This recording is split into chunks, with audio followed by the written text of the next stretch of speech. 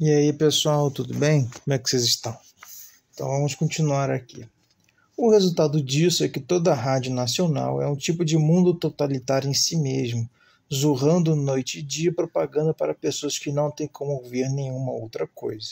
Enquanto isso, a literatura fica cada vez menos internacional. A maioria dos países totalitários barra a entrada de jornais estrangeiros e só permite uma pequena quantidade de livros estrangeiros, que são submetidos a uma cuidadosa censura e às vezes são publicados em versões deturpadas.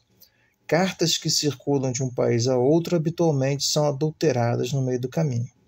E em muitos países, durante a última dúzia de anos, livros de história têm sido reescritos em termos muito mais nacionalistas do que antes, de modo que as crianças possam crescer com a visão mais falsa possível do mundo lá de fora.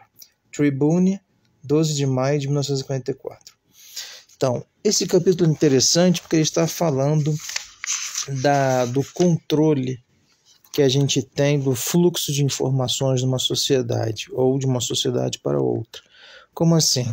É claro que nesse ponto específico de George Orwell, ele não está certo quando ele diz que o mundo não está ficando mais próximo, né? As famosas aldeias globais, né? Quer dizer, eu posso ficar sozinho no meu quarto e ver coisas da China, ver coisas dos Estados Unidos, ver coisas da França, tudo através da internet.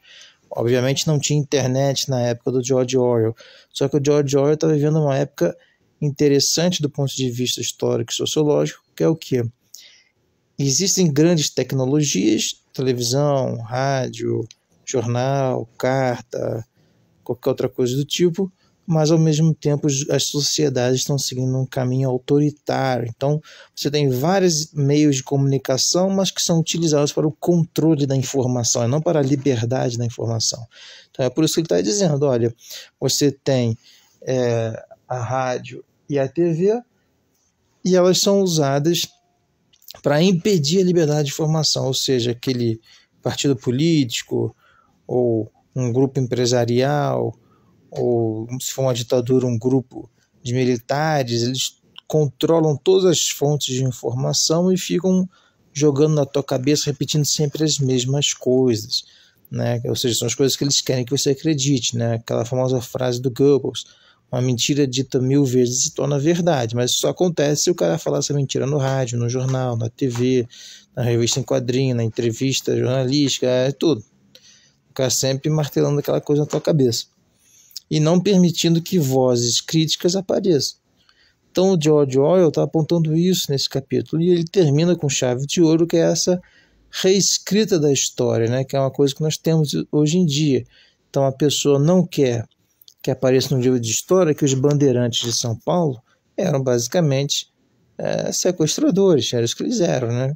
Eles sequestravam os índios e escravizavam eles, eram escravizadores, né? Coisas do gênero, certo? Matavam, roubavam, estupravam, esse era o trabalho deles, eles não faziam mais nada. É por isso que eles iam armados no meio do mato, para fazer isso. Ou para roubar, tipo, pedras preciosas, prata, ouro, que tinha numa determinada região, tinha os índios, então tinha que mandar o bandeirante lá matar. Então, sabe, só que como o bandeirante é um símbolo paulista, né, que traz aquela ideia do paulista aventureiro, que vai em busca da fortuna, que enfrenta o mato e a selva para poder ficar rico, né, é o empreendedor do período colonial, as pessoas passam a mão na cabeça deles e acham que eles eram uns coitados, que não fizeram por mal. E isso é difícil de falar por aí, porque se você fala por aí fica todo mundo ofendido. Então, não se trabalha isso em muitos livros de história. Não se fala isso nos jornais, não se fala isso nos filmes, nas reportagens. Por quê? Porque ninguém quer ter uma visão crítica sobre isso. Então o George Orwell está falando isso no final. Vamos mudar os livros de história para que eles sejam nacionalistas no sentido negativo, certo? Então vamos manter essa imagem falsa do bandeirante, porque fica todo mundo feliz, fica todo mundo achando que é bandeirante também. Todo mundo acha que tem um passado heróico e maravilhoso. Então esse capítulo é muito interessante por isso, né? A reescrita da história para atender a interesses e não para as pessoas saberem como as coisas realmente funcionam. Um grande abraço, pessoal, tudo de bom para vocês. Não deixem de curtir, comentar, compartilhar e de mandar um mimo, tá bom? Um abração.